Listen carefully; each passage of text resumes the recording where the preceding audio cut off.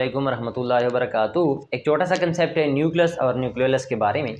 तो आप सबको पता है कि फॉर एग्जांपल ये एक सेल है, ये क्या है, सेल है। तो सेल के अंदर एक आर्गन होता है, एक ऑर्गेनेलिज होता है जिसको हम न्यूक्लियस कहते हैं। क्या कहते हैं? न्यूक्लियस। न्यूक्लियस क्या चीज़ होता है? ये एक कंट्रोल सेंटर होता है। सेल में जो भी चीज़ हो रहा है इसको क्या कर लेता है? कंट्रोल कर लेता है। तो इसके अंदर फिर क्या चीज़ होता है?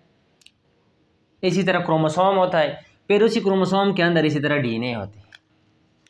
इसका मतलब है कि इस न्यूक्लियस के अंदर इंसान की बॉडी के अंदर जितने भी कैरेक्टर होते हैं उनका जो डेटा होता है वो इस न्यूक्लियस के अंदर स्टोर होता है। इसी वजह से तो इसको कंट्रोल सेंटर कहते हैं। अब न्यूक्लियोलस किसको कहते हैं? इसी न्यूक्लियस के अंदर एक डार्कली स्टेन्ड बॉडी होता है जिसको हम न्यूक्लियोलस कहते हैं। डार्कली स्टेन्ड बॉडी जिसको हम क्या कहते हैं? न्यूक्लियोलस कहते हैं। अब इस न्यूक्लियोलस का काम क्या है? ये राइबोसोम को सिंथेसाइज कर लेता है। किस चीज़ को सिंथेसाइज करता है?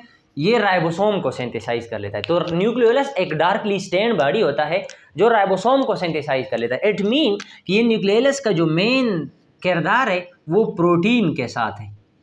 ये प्रोटीन बनाने में उसका बहुत बड़ा किरदार होते हैं। तो ये क्या कर लेता है? न्यूक्लियोलस को वो कर लेता है, न्यूक्लियोलस को